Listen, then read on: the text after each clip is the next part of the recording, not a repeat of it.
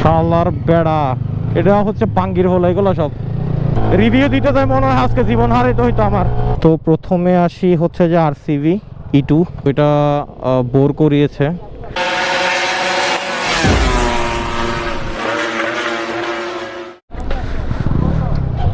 গাড়ি শিফট করার কিছু কারণ আছে। অনেক দিন ধরে ভাবছিলাম এই গাড়িটা নিয়ে একটা রিভিউ দিব, রিভিউ দেওয়া হয় নাই।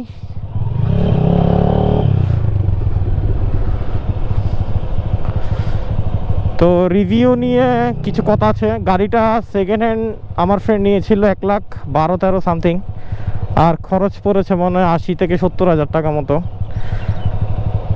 আল্লাহ মালুম কি খাইছে 70-80 হাজার। আজকে এটা নিয়ে একটা রিভিউ দিব। আর যে যার থেকে এই গাড়িটা নেওয়া হয়েছিল এ হচ্ছে ছোট ভাই থেকে নিছে।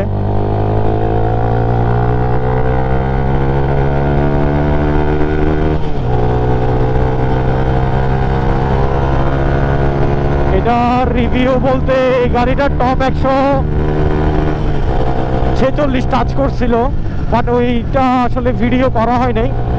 এটার অ্যাকচুয়াল টপটা হচ্ছে যে ঢাকার কিছু কিছু পোলাপাইন যখন মামাতে রেস করতে গেছিল ওই সময় পাইছিল হচ্ছে যে 151 পাইছিল কেউ।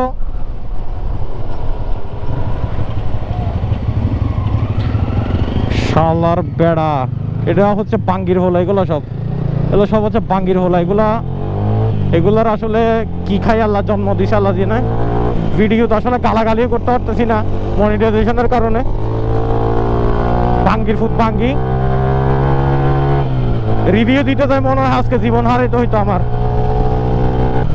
আমি মূলত গাড়িটা শিফট করার কারণ হচ্ছে একটা রিভিউ দিব, কেন 80,000 প্লাস চলে গিয়েছে, কেন গিয়েছে, কি কারণে গিয়েছে, এটার একটা রিভিউ দিব। আমার ওয়েট বেশি হওয়ার কারণে আসলে গাড়িটার পাওয়ার লস করতেছে, খুব বেশি পাওয়া যাচ্ছে না।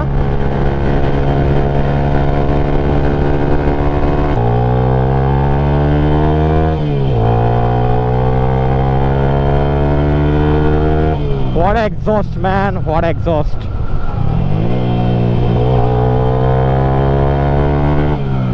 এখানে মনে হয় ওয়েডিং এর একটা সেশন চলতেছে।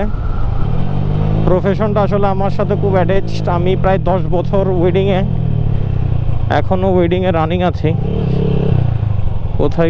কোথায় গিয়ে রিভিউটা আসলে দেওয়া যায়, এই জায়গাটাতে দিতে পারা যায় না। What a beauty man, what a beauty. এই গাড়িটা 80,000 টাকা খরচ করছে অলমোস্ট। এখানে আসলে এটা নিয়েছিল সেকেন্ড হ্যান্ড হিসাবে। গাড়িটার অবস্থা খুব বাজে ছিল যখন নিয়েছিল। এখানে আসলে গাড়ি স্টক ছিল, বাট এখন বর্তমানে আর স্টক নেই। এটা বোর করিয়েছে। বোর করাতে গিয়ে যা খরচ পড়লো ওর 20 থেকে 25 হাজার টাকা খালি বোর করাতে গিয়ে পড়েছিল। তারপর হচ্ছে লিভেন্সির এক্সজস্ট নিয়েছে সেকেন্ড হ্যান্ড, ওইটা মোটামুটি 12,500 হাজার টাকা মতো পড়ছে। এরপর হ্যাঁ আচ্ছা, যে বিষয় নিয়ে কথা বলছিলাম, কথার মাঝখানে আসলে কথা হয়ে গেলে আর কথাটা মনে থাকে না। তো প্রথমে আসি হচ্ছে যে আরসিভি E2, তারপর E2 ক্লাচ। এটা পড়েছিল হচ্ছে 4,500 সেট, 4,500, হ্যাঁ 4,500 টাকা সেট পড়ছিল। তারপর হচ্ছে যে আরসিভির হস পাইপ লাগিয়েছে সামনে পিছে দুটোটাতে। ডিস্কগুলো চেঞ্জ করেছিল, ডিস্ক একদম খেয়েছিল দুটোটাই। পিছনেরটা কেপিটি, সামনেরটা হচ্ছে কেপিআরের। তারপর হচ্ছে এই দুইটা ডিস্ক মেবি সামথিং 5,000 টাকা মতো গিয়েছিল। টুইন কোরের ভাইজার 2,000 টাকা। তারপর হচ্ছে এটা আবার ফেক মনে করবেন না, এটা ডমিনোর অরিজিনাল। শুধু থ্রটালটা নিয়েছিল। এটা প্রাইস পড়েছিল 6,000 টাকা। এটা আপনার মার্কেট প্রাইস 7,000 যদি আপনি জেনুইনটা নিতে যান। তারপর হচ্ছে উইংস নিয়েছে 1000 টাকা। FNM এর D1 হলো বেশ মোটামুটি ভালোই হাইওয়েতে সাপোর্ট দেয়, 4000 টাকা। তারপর হচ্ছে উইংস মেবি 1200 টাকা, খেয়াল নেই, 1200 টাকা পড়েছে।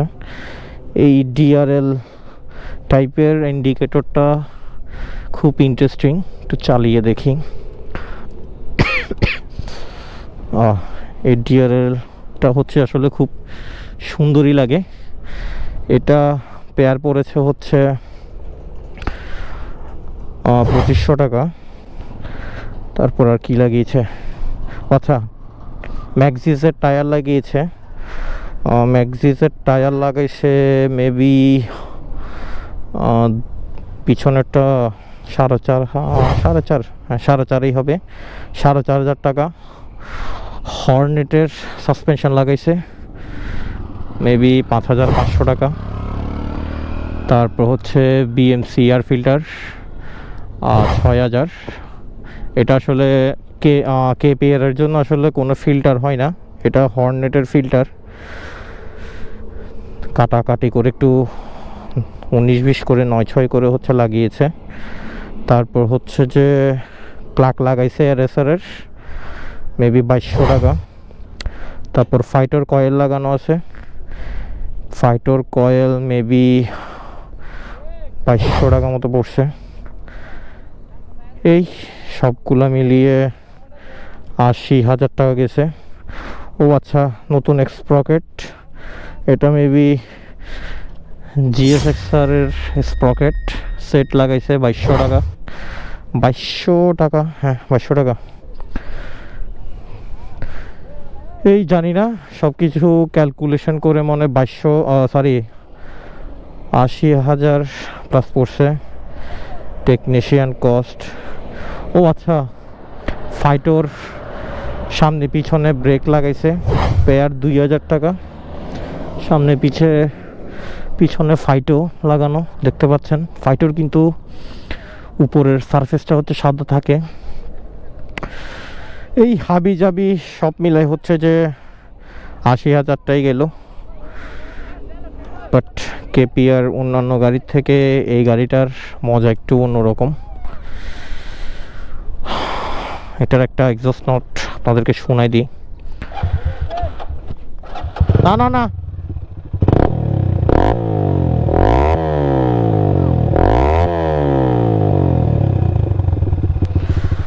এটা হচ্ছে এক্সস্ট।